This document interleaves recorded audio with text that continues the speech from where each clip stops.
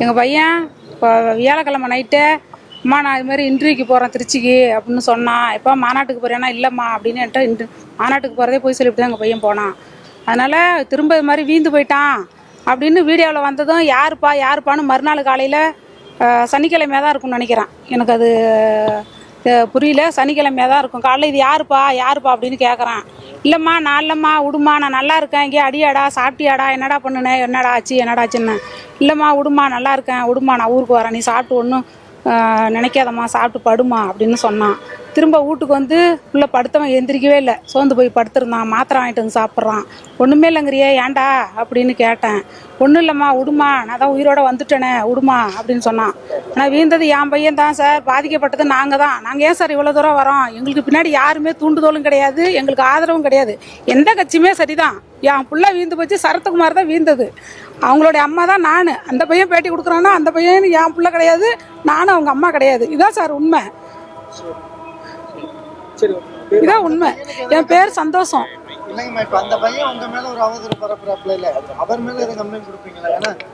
அந்த பையன் யாருன்னு எனக்கு தெரியாது சார், என்ன ஊருன்னு தெரியாது, என்ன மாவட்டம்னு தெரியாது. நாங்கள் எதுக்கு சார் அந்த பையன் மேலே கம்ப்ளைண்ட் கொடுக்கணும்? எங்களை தான் சார் போடுறாங்க. நாங்கள் இப்போ ஏதாவது தப்பாக அவங்கள பற்றி பேசியிருக்கோமா சார்? சொல்லுங்கள் சார். கோர்ட்டில் அவங்களும் ப்ரூவ் பண்ணிட்டு நம்மளும் பண்ணோம். என்ன சார்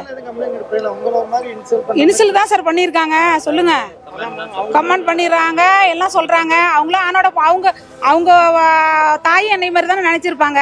சொல்லுங்க, அவங்க என் பிள்ளையா அவங்கள பிள்ளையா இருந்தா அது மாதிரி தானே நினைச்சிருப்பாங்க. அவங்க அம்மாவை இன்னைக்கு பேட்டி கொடுத்துருக்காங்க என்ன ரொம்ப தவறா பேசி. சொல்லுங்க, எங்களுக்கு நீதி வேணும், நியாயம் வேணும் சார். எங்க பையனுக்கு இது மாதிரி ஆனது இன்னொரு பையனுக்கு ஆகக்கூடாது. எங்களுக்கு இன்னொரு பையனுக்கு வரக்கூடாது. எங்களுக்கு நியாயம் கிடைக்கணும் சார். இது மாதிரி நடக்கக்கூடாது. எந்த பிள்ளைக்கும் இந்த மாதிரி நடக்கக்கூடாது. என் பிள்ளைய போயிட்டு என் பிள்ளை சொன்னா எப்படி ஆகுறது? மேல இருந்து உயிர்ந்துட்டு என் பிள்ளைய போயிட்டு என் பிள்ளைதான் உயிர்ந்துருச்சு, விஜய் கண்டுக்காத போயிட்டாரு கொண்டான்னு சொல்றாங்களே. எதுக்கு அவ்வளவு கூட வெறியில அவளுக்கு என்ன, அந்த பொம்பளைக்கு என்ன வெறி சொல்லு பக்கம்? என் பிள்ளைய நாங்க பெத்தவங்களே கம்முனுக்குறோம், சைலண்டாக்குறான்.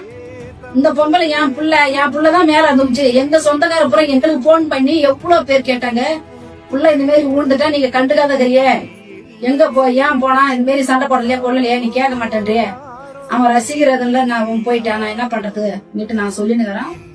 இப்படி எல்லாம் இருந்ததுன்னா நாங்க சரி பெருசா நினைக்கல. சரி விஜய்க்கு இப்படி கெட்ட பேர் ஆயிடுச்சு, இப்படி ஏதாவது ஆயிடுச்சு, நாளைக்கு எதிர்கட்சிக்காரங்க என்ன சொல்லுவாங்க, வரும் தூக்கி வீசிட்டாங்கன்னு சொல்லுவாங்களே, இவருக்கு ஏதாவது ஆயிடுச்சு இந்த மாதிரி பண்ணிட்டாங்க. இந்த பாடிக்கட்டுக்கும் சரி அவங்க வேலையை பார்த்துல ஓரமா தள்ளி நின்று சொல்லியிருந்தாலும் பரவாயில்ல, இவ்வளவு தள்ளி இருக்க அசிங்கம் பண்ற மாதிரி ஆயிடுச்சு, விஜய் பேர் கெட்ட பேர் ஆயிட்டு நாங்க விசனம் பட்டுருந்தோம்.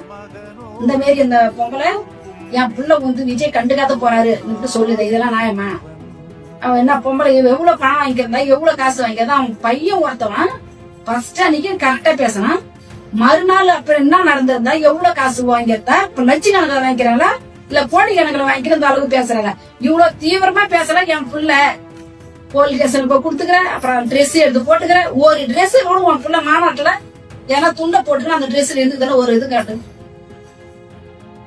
எதுக்கு தேவையில்லாத பொய்யா நாடகம் எதுக்கு? இந்த பேர் பொழைப்பு பொழைக்கதான் எதனா வேற பொழைப்பு பொழைக்கிறாங்க. என்ன உன் பிள்ளைக்கும் பொய்யான நாடகம்? ஒரு ஆணா பிறந்த பிள்ளைக்கு எப்ப இப்படி இருக்கணும் இப்படி போகணும் நீ பெத்தவ சொல்லி கொடுக்கணும். இது நீ சொல்லி கொடுக்காத, நீ திருட்டு போய் பொய்யான நாடகம் ஒரு பெத்தவ சொல்லி கொடுக்குற. ஆம்பளைதான் கட்சி வெறியால நம்ம இப்படி எல்லாம் நடக்கணும் இப்படி எல்லாம் செய்யணும்னுட்டு ஆம்பளை ஆயிடுவான். பொட்டசிக்கு அவன் ஒருத்தவன் சொல்லி கொடுக்குற கேப்பா பேசி கேட்டுக்கணும். இந்த அளவுக்கு நடிக்கிறனா அப்ப எவ்வளவு கேப்பமா இருக்கிற? இதோட நாடிக்கிட்டு தூக்கு மாட்டி கூட நீ சாவலாம். இந்த இதெல்லாம் உனக்கு ஊரு நாடு பூரா அசிங்க. இந்த மாதிரி உன் மனச்சாட்சிக்கு உருட்டும், நம்ம புள்ள தொங்கல அன்னிட்டு அழுவற. எதுக்கு அழுவற? நாங்களே சாதாரணமா இருக்க, நீ அழுது சாதிச்சு காட்டுற. எதுக்கு அந்த மாதிரி பொய்யா நாடகம்? நீ என்ன பொம்பலே சேர்த்திக்கல, மிருகத்துல சேர்த்திக்கணும் அந்த அளவுக்கு பொய்யான வாக்கு சொல்றேன்.